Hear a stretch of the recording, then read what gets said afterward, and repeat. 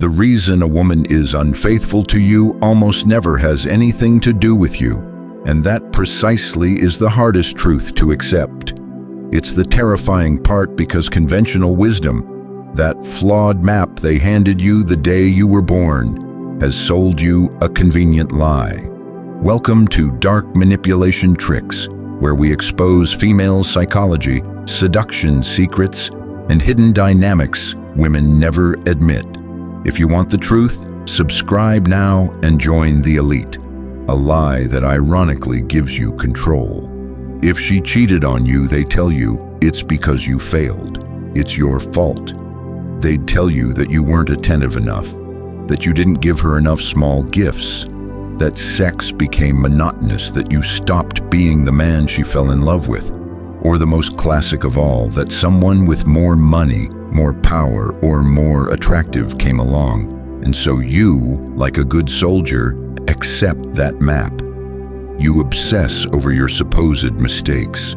You fall into the spiral of self-criticism, trying to decipher the code, believing that if only you had bought more flowers or had more muscles or had guessed her thoughts, the result would have been different. That is the social why. And it's a lie designed to keep you docile, to keep you buying the solution they're selling. It keeps you focused on the symptom while you completely ignore the disease. Today, we are going to burn that map. Today, I am going to reveal the hidden psychological machinery behind female infidelity. Not the magazine version, not the advice of your well-intentioned friends, but the raw truth. A truth that will shatter your current understanding of relationships and, more importantly, of human nature. This knowledge is a warning because once you see it, you cannot unsee it. You will understand with an almost painful clarity that you weren't playing chess. You weren't even on the same board. You were being used as a pawn in a completely different game. A game that was unfolding entirely inside her mind. If you are looking for a quick fix, a three-step tactic to get her back, this is not the place for you. This is for men who are ready for the academic depth of the truth, for the forbidden knowledge that gives you the strategic advantage. What you are about to hear is not about love or sex or money. It is about something much deeper and much more volatile. It is about the narrative. It is about the power of the story a woman tells herself, and how to save that story, she will be willing to sacrifice everything, including you. The first act of this deconstruction is to understand and annihilate the lies you've been told. The first great lie. It was about the sex. They tell you the lover was better, more endowed, more adventurous, that the passion had faded, and you, in your post-analysis, remember every night you said no, every moment of tiredness. But this is a deception. It's confusing the weapon with the killer. The raw truth is that sex in an infidelity is rarely about the quality of the physical act. It is about the meaning of the act. It is the theater of transgression. It is the adrenaline of the forbidden. It is the act of breaking the rule of being bad that gives it power. The lover is not a sexual athlete. He is an accomplice. He is the tool she uses to feel alive, to feel something, anything other than the anesthesia of routine. The second great lie, it was because of a lack of attention. This is the most insidious one. They blame you for working too much, for being focused on your purpose, on building the empire that, ironically, she claimed to want. They tell you that you didn't listen to her. But the psychological truth is that she didn't want to be listened to. She wanted to be seen in a specific way. She wanted to be seen as a character in a movie, as the protagonist of a romantic drama. And you, the man who sees the real version of her, the one who knows her moments of weakness and her mundane glory, cannot provide that fantasy. The lover, by definition, knows nothing about her. He only sees the mask she chooses to present. He doesn't see the debts or the morning bad moods or the insecurities. He only sees the fantasy. Infidelity is not the search for someone who listens. It is the search for an audience that will applaud her new performance. The third great lie. It was about money or status, the myth of pure hypergamy. She found someone better, and without a doubt, power is an aphrodisiac, but this view is dangerously incomplete. Men at the peak of their power, billionaires, elite athletes, politicians, are cheated on every day. If it were purely a status transaction, this wouldn't happen. What nobody tells you is that often the opposite occurs. She doesn't leave you for a better man. She leaves you for an objectively worse man. The unemployed musician, the personal trainer with pocket philosophy, the co-worker with nothing to offer her. Why? Because this reinforces her narrative. If she leaves you for a better man, she is just an opportunist. But if she leaves you, the good man, the stable man, the successful man for a lost soul, then she is not a villain. She is a savior. She is a romantic heroine following her heart against all logic. She is noble. She rewrites the script to be the protagonist of a tragedy, not the antagonist of your life. All these lies, sex, attention, money, are post hoc justifications. They are the reasons she uses, that society uses, to make sense of an act that has no logical sense. They are the flawed map. And you have been trying to navigate an ocean with a map of a desert. It wasn't your fault. It was the map. Now, the revelation, if it's not those things, what is it? What men do not know, the forbidden truth, is that infidelity is almost always a narrative escape act. I repeat, a narrative escape act. It is not about you. It is not about the lover. It is about the story she tells herself about herself. And the moment that story collapses, to understand this, you must understand the greatest terror of the modern female psyche, the void of stability. You see, a woman is sold a script from the day she is born. Find the good man, the stable man, the provider, the protector, the man who won't give her drama, the man who will be a good father. That is you. You are the safe harbor. She fights for this. She spends her 20s filtering out the chaotic men, the bad boys, and finally, she finds you. And at first, it's a relief. Security is all she craved. You build a life, the house, the routine, the future plans. But then one day she wakes up and the silence of stability is deafening. The safe harbor, which was once her refuge, now feels like a cage. The absence of drama, which was once her peace, now feels like boredom. Her life, which is objectively perfect, feels like a script that has already ended. She is a supporting character in a story that no longer excites her. This is where the void of stability is born. It is a psychological paradox. The success of getting what she said she wanted destroys her sense of identity. She doesn't feel gratitude. She feels resentment. Resentment for the predictable life she herself built. And by association, resentment towards you. You, the architect of that stability, become the symbol of her golden cage.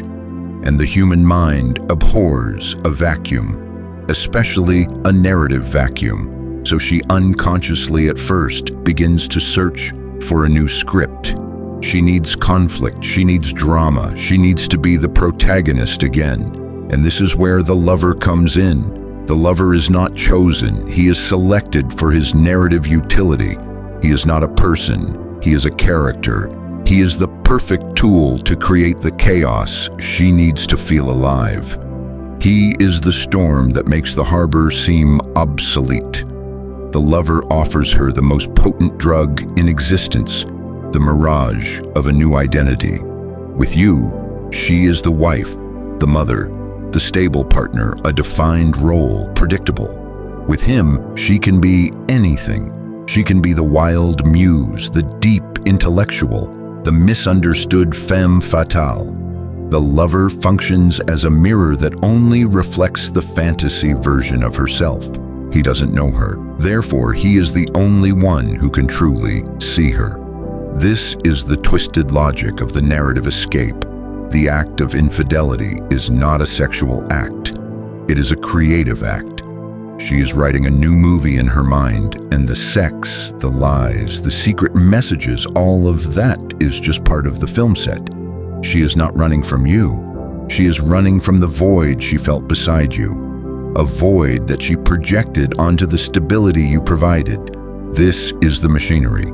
It is not logical. It is psychological. It is not a betrayal of the flesh. It is a betrayal of the narrative. Now, let's look at the chronicle, the system in action. I want you to visualize her psychological journey step by step, because it doesn't happen overnight. It's a silent erosion. Act 1, the silent erosion. It begins here in the void of stability. It begins with a dangerous question she whispers to herself in the stillness of the afternoon. Is this all there is? It's a question she doesn't dare say out loud because she knows it's unfair. She has the good man. She has the good life. But the question persists. It becomes a little monster that feeds on routine. She begins to reinterpret the past. Your reliability, which was once security, is now boredom. Your focus on work, which was once ambition, is now neglect. Your calmness, which was once strength, is now lack of passion. She is rewriting the history of your relationship in real time to justify the restlessness she feels. She needs you to be the problem because the alternative, that she is the problem, is too terrifying to face. Act 2, the catalyst and the theater of transgression. In this vulnerable state, the catalyst appears, and it's almost never the man you imagine. It's not the billionaire. It's the co-worker who asks about her day and really seems to listen. It's the stranger in a bar who tells her she has incredible energy. It's someone who knows nothing about her real life, and therefore he is the perfect canvas for her fantasy. The transgression begins, and this is the real drug. What nobody tells you is that the most addictive part of an affair is not the orgasm. It is the secret text message sent from the bathroom. It is the elaborate lie about working late. It is the adrenaline of almost being caught. This is the theater of transgression. She is the director, the screenwriter, and the lead actress of her own psychological thriller. For the first time in years, she doesn't know what will happen next. She is alive. Every lie she tells you is another brick in the wall of her new identity. Every secret act is a confirmation that she is in control, that she is desirable, that she is powerful. The sex with the lover is just the final scene that confirms the script. The physical act is the signature on the contract of her new narrative. Act 3, cognitive dissonance and demonization. Now comes the darkest part, to live with her choice to justify the unjustifiable. Her psyche must perform a feat of mental gymnastics. It's called cognitive dissonance. She cannot be the villain of her own story. No one can. Therefore, you must become the villain. This is when the rewriting of history becomes active. Suddenly, years of a good relationship are erased. She will only remember the fights. Your flaws are magnified. Your virtues are minimized or turned into weapons. You were too good. You suffocated me. She demonizes you not because she hates you, but because she needs to hate you. She needs to believe that her betrayal was not a choice, but a reaction. It was an escape from your emotional tyranny, a tyranny she herself has retroactively invented.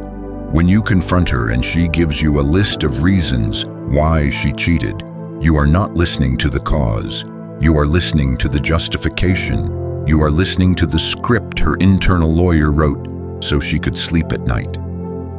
Act 4, the collapse of the fantasy. Every play has a final act. Every drug wears off. The mirage of a new identity cannot be sustained. The storm passes. The lover, who was a fantasy character, a mirror, suddenly becomes just a man. A man with his own flaws, his own routines, his own demands.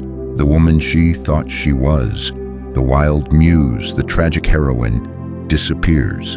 Reality hits her, and she realizes that the void she was trying to fill was not in her marriage. It was inside her. She discovers the hard way that you cannot run from yourself. And she discovers that in her attempt to direct a fantasy film, she burned down the set of her real life. The collapse is inevitable. The narrative of the escape always ends in a crash because it was built on the biggest lie of all, that happiness is a destination to be found somewhere else or with someone else, rather than a practice to be built where you are. She didn't betray you, she betrayed reality, and reality always collects its debts. Now, the pivot, the final act of this narration, because this story, this chronicle of the escape, was never about her. It was about you. While she was busy directing her little theater, obsessed with her own fantasy script, what happened to you? You broke. Of course you did. Betrayal is a poison. The discovery of the machinery, the understanding that you were a supporting character in the life you were building, is devastating. Your reality shattered. But here is the truth she never understood. Here is the vindication society will never give you. Her narrative escape act was your liberation. Her need for chaos was the catalyst for your order.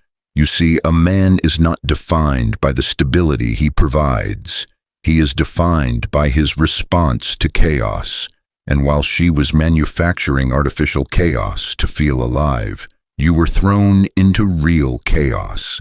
And in that fire, you had two choices: be consumed or be forged. While she was looking for a fantasy mirror in another man, you were forced to look at yourself in the mirror of raw truth. You saw your weaknesses, yes, but you also saw your complacency. You saw how you had allowed your identity to merge with hers. You saw how you had made her happiness your purpose for getting your own. Her loss was your revolution. While she was busy rewriting the past to justify her actions, you were busy building your future. While she became entangled in the web of her own lies, you were forced to embrace the brutal truth. The poetic irony is this: in her search for a new identity, she forced you to find yours, an identity that did not depend on her approval, an identity forged in your own purpose, in your own strength, in your own sovereignty. The mirror she used for her fantasy became the steel that forged your armor. She made you the villain in her story so she could survive, and in doing so, she unintentionally made you the hero of yours. This is the moral warning that comes with this knowledge. Now that you understand the machinery, now that you see the narrative escape for what it is, you have a power, the power of immunity. You cannot use this knowledge to control another person. That is impossible. Someone's internal narrative is their own chaotic universe. But you can use it to armor yourself. You can use it to identify the void of stability before it becomes a black hole. You can use it to understand that when she attacks you, she is not talking about you. She is talking about her own void. You can use it to stop playing the game of justification and start playing the game of real power. Real power is not controlling her actions. It is being indifferent to her narratives. It is having a purpose so strong, an identity so solid, that no narrative escape can destabilize your empire. Her betrayal was not a verdict on your value. It was a filter. It was the trial by fire that separated the man you were from the man you were destined to be. The journey has been long. You have seen the social lie that kept you guilty. You have seen the internal machinery of the forbidden truth, the narrative escape act. You understood that it wasn't about sex or money or a lack of attention. It was about a void of stability, about the desperate search for a new identity through the theater of transgression. You saw the chronicle of her psychological collapse and how her need to demonize you, it was just a defense mechanism for her own cognitive dissonance. And finally, you have seen the power pivot. Her betrayal was not your end. It was your genesis. It was the vindication of your true path. You are no longer blind. You now see the world as it truly is. You see the machinery. If this revelation has shattered your flawed map and given you the clarity of power, like this video and subscribe, because this is only the beginning of the knowledge that has been denied to you. But more importantly, join the tribe.